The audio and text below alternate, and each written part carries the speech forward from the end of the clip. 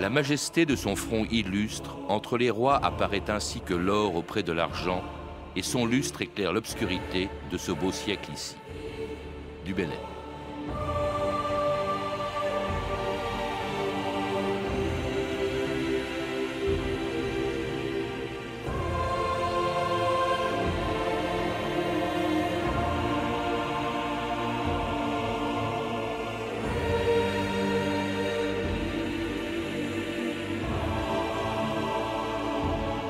« 2000 ans d'histoire.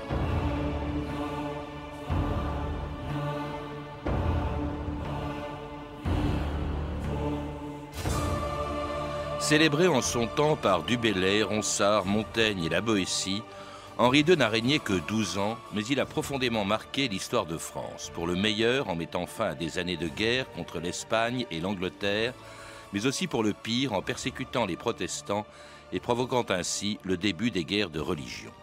Et pourtant, 450 ans après sa mort atroce dans un duel, Henri II est aujourd'hui un roi oublié, moins connu que son père, François Ier, que sa femme, Catherine de Médicis, ou que sa favorite, Diane de Poitiers, la comtesse de Brézé, qui en 1530 était arrivée à la cour de François Ier pour s'occuper de l'éducation de son deuxième fils, le futur Henri II.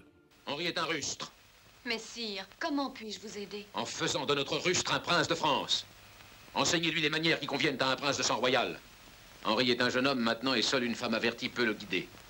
Et votre beauté, madame, ne peut que vous aider. Sire, vous m'avez demandé? Voici votre précepteur. Votre tâche, madame, va commencer. Si vous ne m'aidez pas, Altesse, je ne pourrai jamais réussir. Je ferai de mon mieux. Moi aussi. Votre main engage, Altesse. Ah, ce sera donc ma première leçon. Lorsqu'une dame vous tend la main, il faut vous incliner et la porter à vos lèvres en galant courtisan. Voulez-vous m'appeler Henri? Volontiers, Henri. Lorsque nous serons seuls. Et si vous voulez m'appeler Diane. Diane. Mais en public, Votre Altesse et la comtesse de Brézé.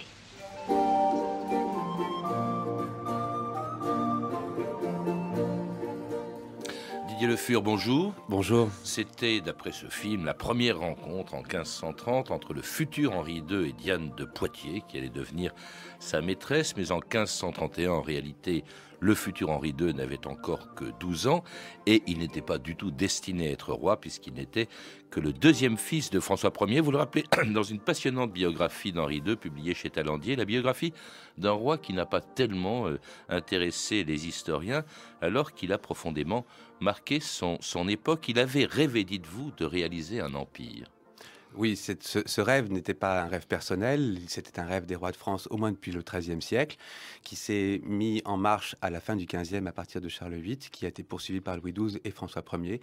Et Henri II, donc, a poursuivi ce rêve et cette ambition expansionniste du royaume de France et de la monarchie, avec ses idées importantes qui étaient du fait de chasser les tyrans du monde, convertir tous les hérétiques de cette même planète à la religion chrétienne, afin que le Christ puisse revenir sur terre.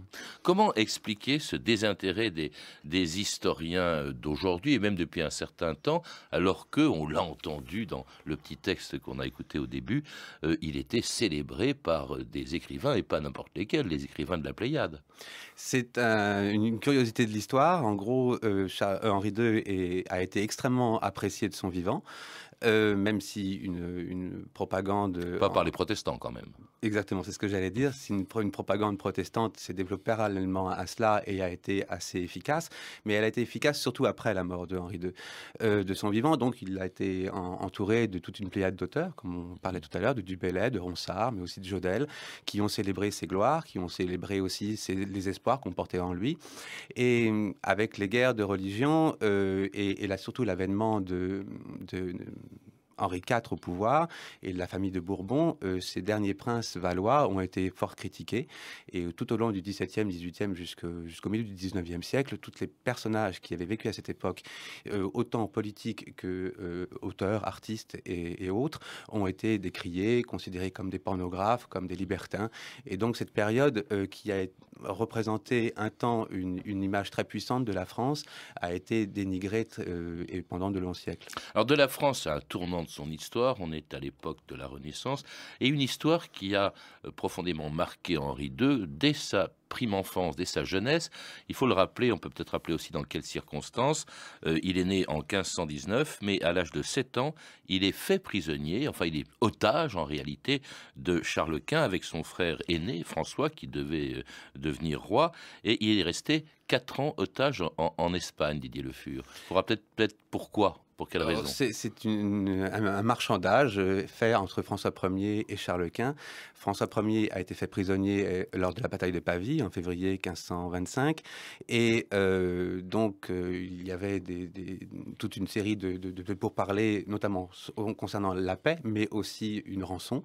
Cette rançon devait être payée à un niveau extrêmement élevé parce qu'il s'agissait d'un roi de France qu'on rachetait.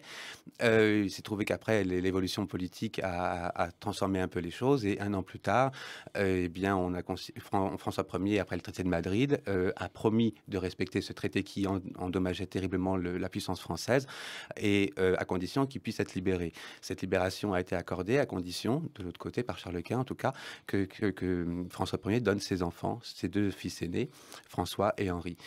Le problème, c'est que François Ier a mis 4 ans à respecter ses engagements, et encore, il ne les a jamais vraiment respectés, puisqu'il a fallu la paix de Cambrai pour souligner les exigences que Charles Quint exigeait de François Ier. Et c'est simplement qu'en 1530, donc, que ses enfants ont été libérés. Oui, alors donc, être prisonnier, être pris en otage comme ça, donc en Espagne, éloigné de sa famille pendant 4 ans, évidemment, ça traumatise. On dit aussi que c'est peut-être ce qui explique le caractère ombrageux, taciturne de Henri II. C'était le contraire, sur le plan de son caractère, le contraire de son père François Ier, Didier Le Fur. C'est un contraste qui s'est aussi construit avec l'historiographie. Il fallait montrer que François Ier était brillant et Henri II plus ou moins médiocre, parce que l'historiographie avait voulu garder quand même de ce XVIe siècle une certaine image de la France que représentait déjà François Ier, avec l'idée de Renaissance, de construction de châteaux et des choses comme ça. Or, avec Henri II, comme il était le suiveur de la politique de François Ier, et bien du coup, on lui a peu attribué, ce qui est complètement fou dans les réalités, mais l'histoire, en tout cas, lui a attribué peu de choses. Et par conséquent, l'image du roi taciturne était une image assez négative, et par conséquent allait forcément bien dans l'idée de détruire l'image de ce souverain. D'autre part, il y a aussi une correspondance avec l'astrologie, puisque Henri II avait dans son thème astral un Saturne en maison 1, et la définition d'un Saturne en maison 1 veut que la personne ayant une telle planète dans son thème soit justement triste, taciturne, éloignée, peu communicative. Autre légende, ses rapports avec Diane de Poitiers. Certes, vous le rappelez, elle a été sa maîtresse, Didier Le Fur, mais lorsqu'elle le rencontre, il n'a que 12 ans, et elle n'était pas chargée, enfin c'est ce qu'on dit en tout cas, on dit qu'elle était chargée de son éducation. Non, ça c'est une légende, en fait, leur histoire d'amour, parce qu'elle était entretenue par le film qu'on a entendu tout à l'heure. Voilà, c'est cela. Mais c'est une légende qui est née à peu près au 19e siècle, mais la réalité, en fait, c'est que ces 2 personnages se sont connus dans les années 1539, à peu près 1538-1539. Alors, effectivement, ils ont été amants, effectivement, ils se sont aimés, mais quand Henri II est devenu roi, leur liaison amoureuse n'a duré que quelques temps encore, et après 1552, 1553, ils n'étaient plus ensemble, mais ils sont restés quand même amis. Et cela malgré donc le mariage, ça c'est pas une légende, de Henri II, enfin du futur Henri II, du fils de François Ier, avec Catherine de Médicis. Les 2 mariés ont à peine 14 ans quand ils se marient. C'était un mariage d'intérêt, un mariage politique évidemment, et pas un mariage d'amour, Didier Le Fur. D'ailleurs, ils ne se connaissaient pas tous les 2. Non, tous les mariages princiers de l'époque sont des mariages politiques. Donc, il n'y a aucune histoire d'amour là-dedans. L'intérêt pour François Ier était de marier ce cadet, puisqu'il était encore cadet, à une héritière importante, qui était Catherine de Médicis, puisqu'elle était la petite nièce du pape, mais aussi avait donc des droits en Italie, notamment sur le duché d'Urbino, et notamment aussi en France, sur tout l'héritage des Boulogne-Auvergne, qui était un territoire important. Et si ce territoire passait à un prince étranger, ça compliquait un peu les choses. Mettre un fils de France unir un fils de France à cette héritière préservait aussi l'unité nationale. Une héritière donc venue de Florence en France le 11 octobre 1533. Et voici la suite de Catherine. C'est une armée? Nous aurons parmi nous une jolie bande de conspirateurs italiens. Remarquez ceux qui marchent en tête. À droite, voici le comte Gondi. On dit que Catherine ne peut rien faire sans son assentiment. Ses oncles l'ont placé sous sa garde. Je présume que voici Ruggieri. On m'a dit qu'il était l'astrologue de Catherine. Il paraît qu'elle est aussi superstitieuse qu'une fille de cuisine. J'aperçois Sa Majesté et le dauphin. J'ai épousé Catherine, mais je n'ai jamais promis de cesser de vous aimer. J'étais un enfant à l'époque. J'ai suivi votre conseil. Aujourd'hui, vous nous refuseriez le seul bonheur qui nous reste. Croyez-vous que je vous laisserai faire? Croyez-vous que je suis encore votre élève docile? Vous devriez le savoir, Diane. Vous avez fait de moi un prince. Les princes ne s'inclinent pas, ils commandent.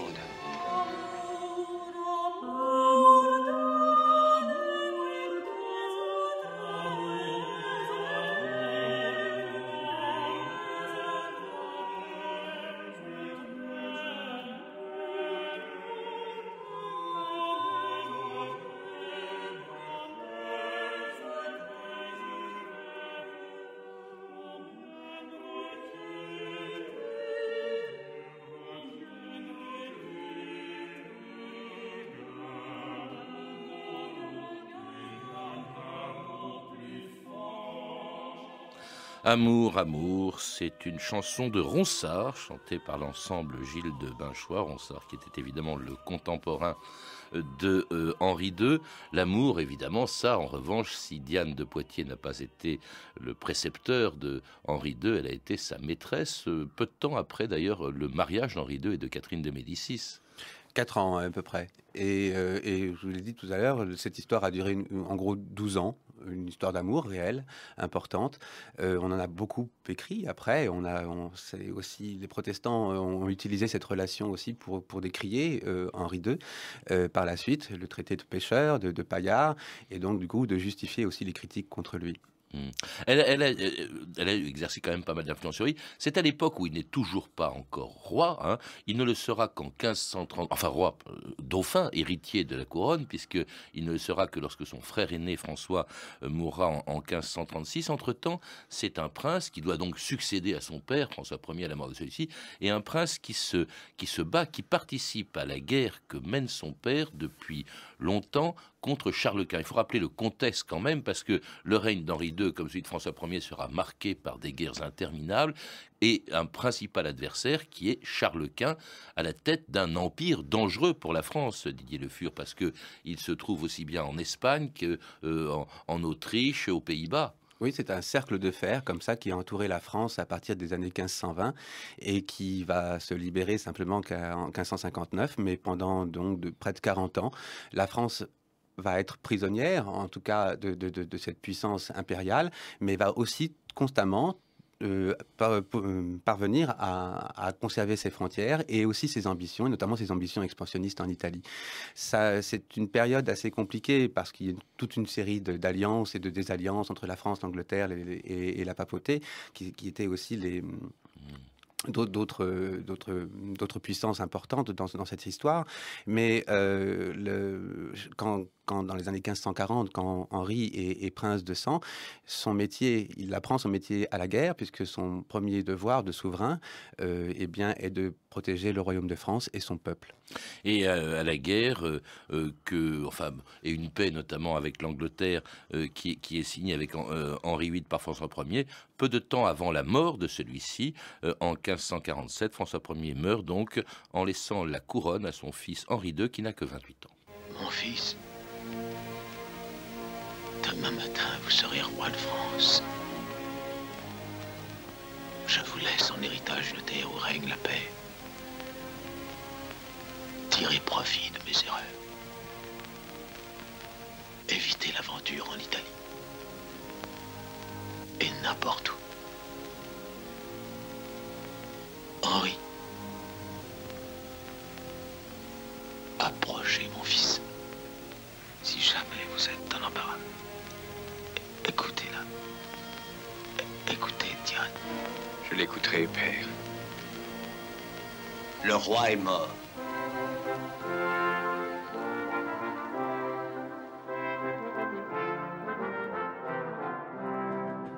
Et c'était la mort de François Ier auquel succède donc son fils, devenu Henri II, sous l'influence de Diane de Poitiers. Est-ce qu'elle a joué un grand rôle dans sa politique pendant les 12 ans qu'il est resté roi de France, Didier Le Fur? Non. C'est encore une légende créée à partir du XVIIe siècle. En fait, c'était une femme. Une femme n'a pas le droit à une place au Conseil. Donc, son influence était déjà réduite. Alors certes, il y a eu beaucoup de textes, et notamment des textes d'ambassadeurs de l'époque qui étaient tout étonné de rencontrer ce nouveau roi et d'apprendre aussi que ce roi avait une maîtresse. Et visiblement, leur histoire était bien cachée pendant une dizaine d'années.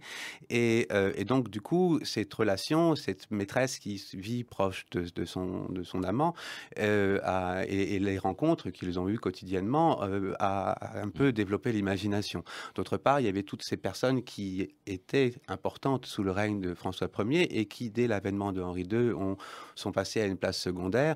Et donc, du coup, il y avait toute une série de ressentiments comme ça. Et les légendes et les critiques se sont développées aussi contre ce personnage qui était Diane de Poitiers.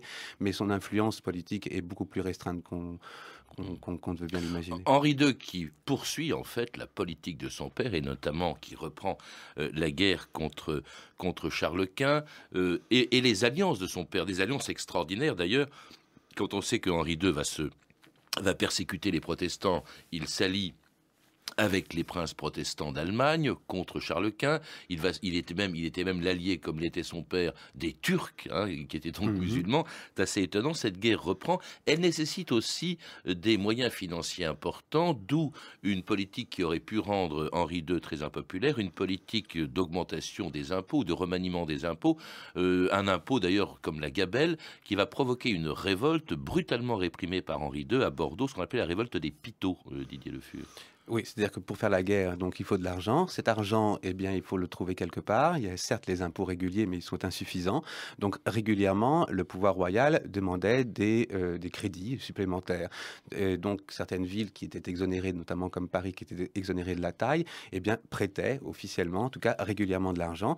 Ces sommes étaient régulièrement demandées puisque c'est un règne où la guerre est continuelle ou presque, et très très vite, une tension va naître dans certaines régions, dans certaines villes. Pour cette histoire de la gabelle et de ces crises de la gabelle à Bordeaux, c'est une histoire déjà ancienne puisque François Ier... 1548. Voilà, François Ier avait déjà tenté la chose dans les années 1540 et avait finalement stoppé ses ambitions de rendre cette gabelle plus générale à cause des problèmes que cela avait causé. Henri II va reprendre le projet, va le mener à bien et le mener à bien par la force, puisque pendant 3 mois, toute la région du Saintonge et de la Saintonge, pardon, mais jusqu'à Limoges et notamment aussi pour la région de Bordeaux, eh bien, va se révolter avec des scènes excessivement violentes, notamment causées par les paysans, mais aussi par des personnages plus influents dans ces villes. Et au bout de 3 mois, donc, sous l'autorité de Montmorency, eh bien, cette crise... Le connétable, le chef des armées. C'est ça. Alors, justement, et pendant ce temps-là aussi, tout ça pour faire une guerre très confuse dans le détail de laquelle nous n'avons pas le temps d'entrer, mais que vous développez dans votre livre, Didier Le Fur, une guerre qui se déroule en Italie, qui se déroule en Allemagne, qui se déroule aussi en France. En France, avec la reprise de Boulogne, de Calais. C'est-à-dire qu'avec Henri II, au fond, les dernières séquelles de la guerre de 100 ans disparaissent. La présence anglaise en France va disparaître. Avec la prise de Calais en 58, effectivement, ça fait 210 ans de présence anglaise dans le royaume de France qui s'achève. Et ça, c'est une victoire qui n'a l'air de rien, parce que finalement, Calais est une ville avec son territoire assez étroit. Donc, dans l'idée de conquête, c'est pas très très puissant, mais symboliquement, c'est énorme. Et puis alors, une guerre qui va se terminer en avril 1559 par un traité conclu avec l'Angleterre et l'Espagne de Philippe II, le successeur de Charles Quint, et avec un bilan plutôt mitigé. Vous le rappelez, Didier Le Fur, la France renonce à toutes ses ambitions en Italie. Elle perd également ses possessions italiennes, en tout cas italiennes à l'époque, c'est-à-dire le Piémont, la Savoie, la Corse, qui repart, qui quitte la France, si je puis dire. En revanche, il y a des conquêtes qui sont importantes, notamment ce qu'on appelait les évêchés de Toul, Metz et Verdun. Oui, en fait, cette paix a été extrêmement critiquée. Essentiellement, Cateau-Cambrésis, oui. voilà, la paix du Cateau-Cambrésis a été extrêmement critiquée puisque, en gros, Henri II rompait avec le rêve entrepris depuis Charles VIII sur la conquête de Milan ou du royaume de Naples. Il rompait aussi avec les engagements de son père, qui était de conserver la Savoie et le Piémont dans un échange hypothétique avec une sorte d'association avec Charles Quint pour récupérer le Milanais. Cette rupture a engendré aussi une quantité de mécontentement, notamment parmi les personnages importants du royaume de France, et notamment des maréchaux, qui, eux, voyaient à travers cela une perte de revenus significative. Mais n'empêche que cette paix a été salutaire aussi, puisqu'elle a stoppé une crise économique qui était sous-jacente et a rassuré aussi ce peuple qui, depuis tant d'années, subissait ces guerres. Et elle permettait quand même aussi à Henri II de se consacrer à l'autre grande affaire de son règne, la lutte contre les protestants, encouragée d'ailleurs par Catherine de Médicis. J'étais à Londres, en Allemagne. Tout recule autour de nous. Les grands États chrétiens sentent partout la menace du changement. Guise a doublé son armée. Les gens meurent de faim, mais personne ne se rend, personne ne se convertit. Sire, j'ai de mauvaises nouvelles, hélas, à vous donner. Et c'est pourquoi j'ai désiré que nous fussions réunis tous les 5. Vous, moi et nos 3 fils. Sire, les protestants s'organisent. Il n'en faut pas douter. Et il y a d'urgentes mesures à prendre.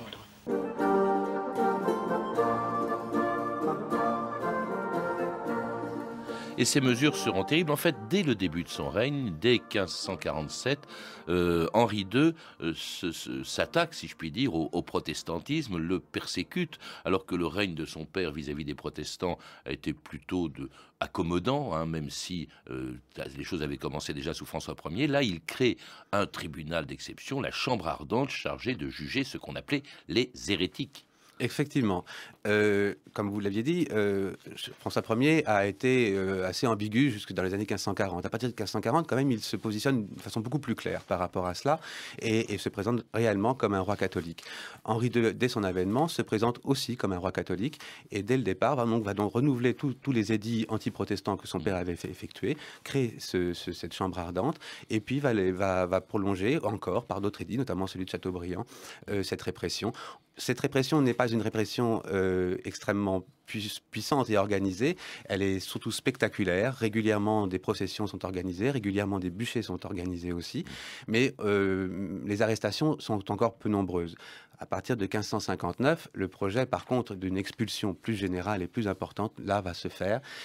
Henri II va mourir avant, mais l'idée de peut-être expulser les protestants comme Philippe le Bel avait expulsé les Juifs en 1306 était dans l'air. Oui. Et sans empêcher la conversion d'un certain nombre de grands du royaume de se convertir. Antoine de Navarre, le père d'Henri IV, la famille de Montmorency avec les Coligny, Anne de Bourg d'ailleurs qui a été condamnée à mort et qui sera exécutée après la mort étrange de Henri II, atroce de Henri II, et une mort d'ailleurs dont on dit qu'elle avait été prophétisée par un certain Nostradamus.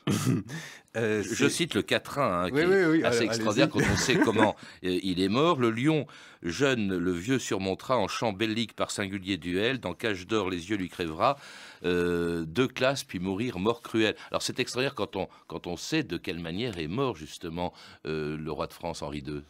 Il est mort lors d'un tournoi. Ce tournoi avait été organisé pour fêter justement les fêtes, la paix du Cateau-Cambrésis et les mariages qui en découlaient, et notamment celui de sa sœur Marguerite avec le duc de Savoie. Et le dernier jour, lors du dernier combat, eh bien Henri ça affronte comment il s'appelle, Montgomery, oui, qui était le chef de sa garde écossaise. C'est cela, exactement, et qui donc, par le plus grand des hasards, eh bien, va être victime d'une lance qui va perforer le casque et comment on appelle ça, et crever l'œil, enfin. Oui, provoquer un traumatisme cérébral d'abord, même si l'œil a été crevé, mais c'est surtout le traumatisme qui a causé la mort. Et une mort qui ressemble étrangement à cette prophétie de Nostradamus, à laquelle d'ailleurs Henri II ne croyait pas. Le jeune lion sur le vieux l'emportera, en chant bellique par singulier combat. Il lui percera les yeux dans sa cage d'or, 2 joutes combats, puis il mourra de cruels décès. Mon temps est bien trop précieux pour le perdre à de telles absurdités. Henri! Madame, qu'y a-t-il? Ne joutez pas, je vous supplie, Henri. Et pourquoi donc? La prophétie, rappelez-vous, c'est en joutant que vous devez mourir. Écuyer, je suis prêt.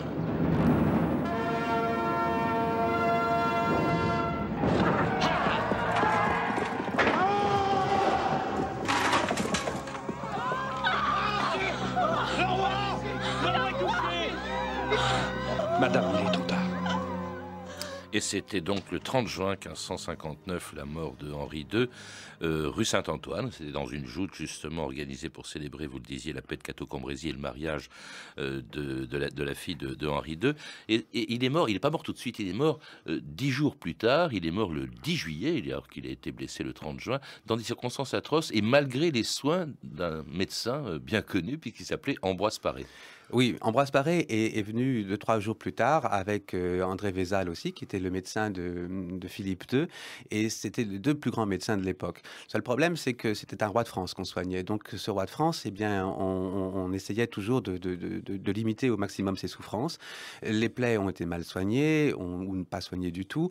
L'homme, puisque dans les débats des médecins, aucun n'était d'accord vraiment sur le remède à suivre, et par conséquent, cet homme est peu à peu tombé dans un coma et où quelquefois il se réveillait, mais avec des souffrances de plus en plus difficiles, des délires aussi qui se sont comme ça installés à partir du 4-5 juillet et les derniers jours ont été extrêmement douloureux. Oui. On dit qu'Ambroise Paré n'osait pas retirer les éclats de bois qui étaient dans l'œil de Henri II et qu'il avait malgré tout essayé de le faire sur des condamnés à mort. Enfin bon, c'était assez... C'était une trépanation en fait. Ils avaient tenté la chose pour voir si on pouvait le faire aussi pour le roi. Donc ils avaient pris un condamné à mort pour voir un peu comment on pouvait le faire. Alors il est mort à 40 ans, donc en 1559. Laissant en réalité le pouvoir en fait à sa femme, à Catherine de Médicis, puisque son fils, François II, qui prend ce nom à ce moment-là, n'avait que 15 ans à cette époque-là. Et c'est le début d'une période assez sombre dans laquelle vont se succéder ses 3 fils, qui est François II, il y aura Charles IX, il y aura Henri III, et une période de guerre de religion. Est-ce qu'il n'est pas à l'origine des guerres de religion d'une certaine manière ? En aggravant justement la persécution des protestants, Henri II. C'est un peu compliqué parce qu'il aurait fallu savoir ce qu'il aurait ses désirs réels en 1559 lorsqu'il voulait expulser tous les protestants de France. Il est évident que ces guerres, cette notion de tuer en masse les protestants était déjà dans l'air, et dès 1545, avec les massacres de Mérindol et Cabrières, François Ier s'était permis déjà la chose.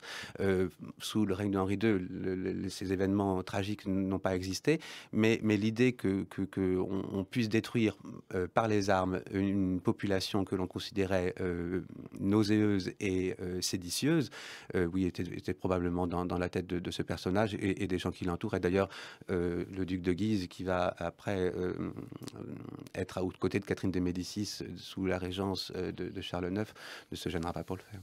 Merci Didier Le Fur de nous avoir rappelé donc l'histoire de ce roi un petit peu oublié et que l'on retrouve dans votre biographie publiée chez Talandier, Henri II, donc, qui vient de sortir chez Talandier. Vous avez pu entendre des extraits des films suivants: Diane de Poitiers de David Miller avec Lana Turner dans le rôle titre et Roger Moore dans celui d'Henri II. Un film qui a pris pas mal de liberté avec la réalité. Si Paris nous était compté de Sacha Guitry, édité par René Château Vidéo, et Nostradamus de Roger Christian. Vous pouvez retrouver toutes ces références par téléphone au 32 30, 34 centimes la minute, ou sur le site franceinter.com. C'était 2000 ans d'histoire. À la technique, Sophie Moreno et Cédric Lalanne. Documentation, Emmanuel Fournier, Frédéric Martin et Clarisse Le Gardien. Une réalisation de Anne Kobilac.